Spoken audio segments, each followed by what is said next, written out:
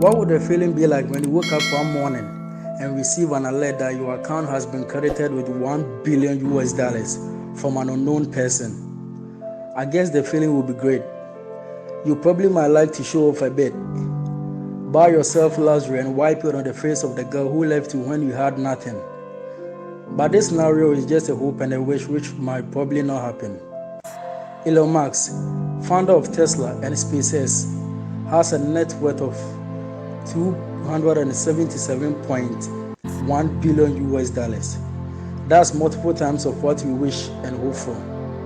But you probably working a job right now, one that you got from a university degree you studied for university. You probably don't have much in savings. Your living expenses are ridiculously high. You feel that you are not paid enough. You have credit cards, debts that need to be taken care of. Maybe you are a student, studying for a degree you hope can land you a job, you hope can bring you some good money. Or you probably don't have any savings. Or you have students debt high above your head.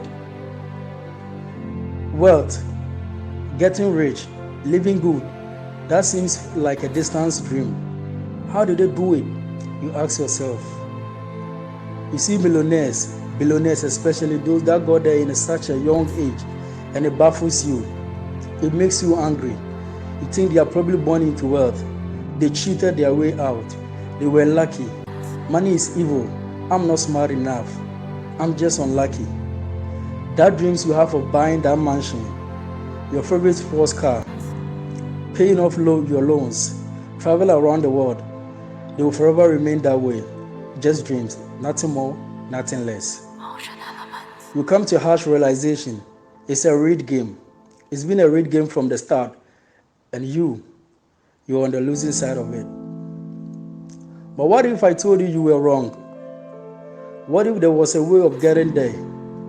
An actual equation to wealth, a science behind the way money works. What if you don't have to abandon those dreams of travel around the world, buying your favorite sports car, which could be something dear to your heart? By the end of this video, I promise to show you something different. There is a side to the coin you've not been shown. Let me say this, the road is tough. It's filled with struggles. It's filled with ups and downs. You have to swallow some different truths the school system and society have not told you yet. Let me be clear. There are many of you who will not make it to the end of this road, but those of you who do, at the end of this road, life gives you well beyond what you thought you could possibly attain. At the end of this road lies the freedom to never have to worry about money again. What do we really think about money? Is it something you work for? Is it earned? Is it inherited? Is it the root of all evil? Are you desperate to have more of it? Have you been chasing it most of your life? Truth is, most of the negative thinking about money has been influenced by our upbringing and environment.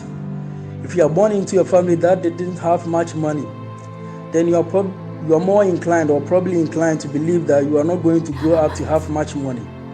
Perhaps you went on the complete opposite end and decide you have to make much money. If not, you might lose everything. The fact that the school doesn't teach much about this subject doesn't help things. And because of this, most of you are going to have false beliefs about money, which won't help you on this journey. Now let's learn a total different thing, which is going to change your mind about money in life. Society have always had bad habit of depicting wealthy men as evil, wicked, or corrupt individuals. The question is, have you found things for yourself? Probably you may be thinking those people are just lucky. But how can somebody worth billions through luck without process? Luck has its own part to play when it comes to making somebody rich, like winning the lottery. All the wealthy men you see and celebrate today has a process they went through before their success. Almost everybody wants success, but not the process. You can't ascribe those long hours of working on their business for success to a mere luck. Look at Warren Buffett, he is a self-made billionaire. Howard Schultz, he was born in poverty. Jeff Bezos, he is a self-made billionaire. Elon Musk, self-made billionaire. Sarah Barkley, self-made billionaire. What is it that these people know that you don't? The truth is, your wealth equation is so wrong. You've been told that to get money, go to school, get good grades, and get a high-paying job. So your wealth equation is money equals salary from a job. But if your primary source of income is from a job, then you have a long way to go. It means you are going to work for about 40 years plus your current age before you make it. Supposing your annual salary is $25,000, calculate how long it's going to take you before you hit $1 million. Make sure you factor your living expenses into the calculation. I'm sure you know that will lead to a mediocrity lifestyle. No matter how much you earn, if salary from a job is your equation to wealth, then it's going to take you years before you get financial freedom. And that might probably happen when you are about to visit the grave.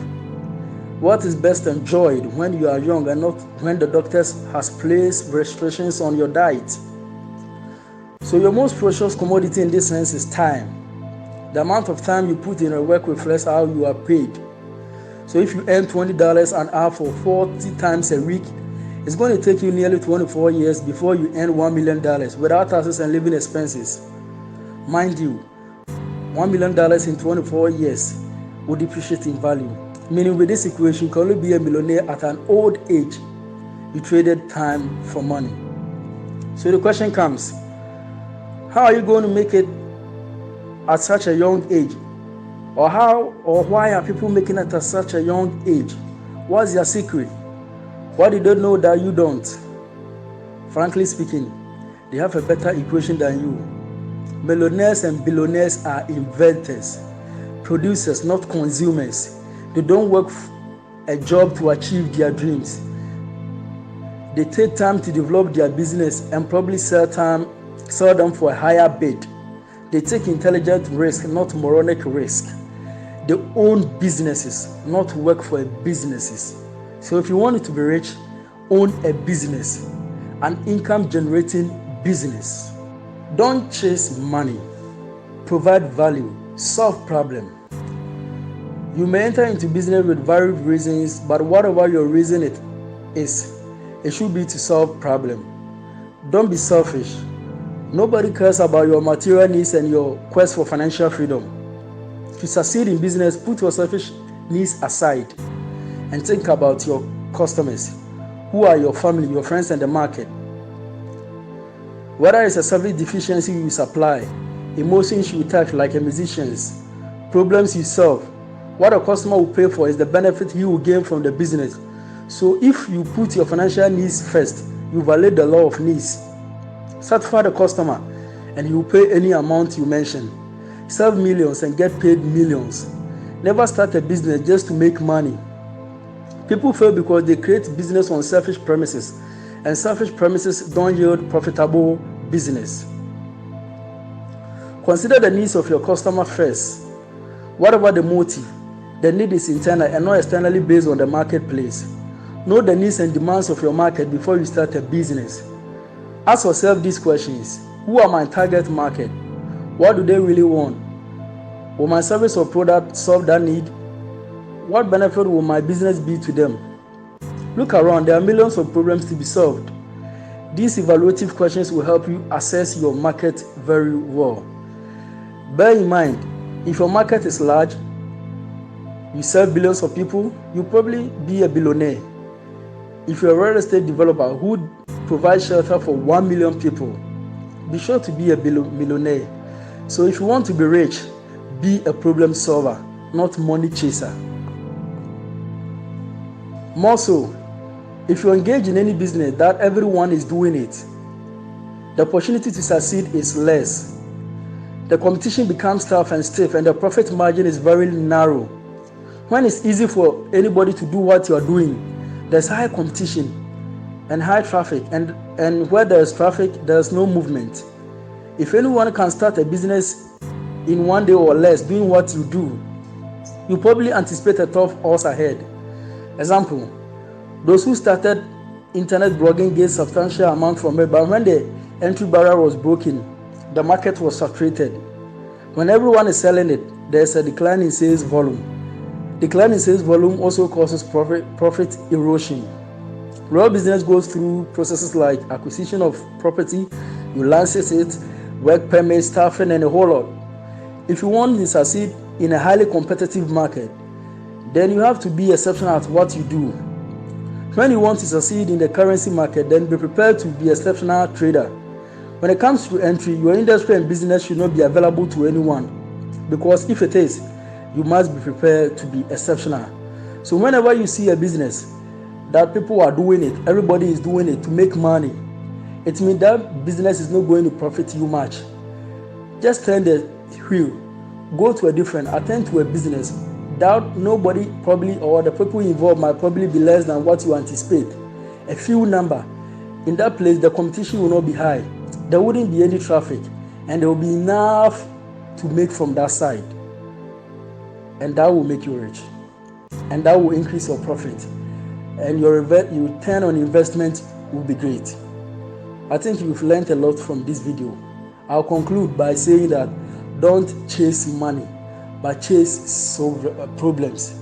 Be a problem solver and you make millions. You serve millions and you'll be paid millions. You serve billions and you'll be paid billions. So be a problem solver, but don't chase money. If you like this video, just like it or subscribe to this channel for more educative video. Thanks.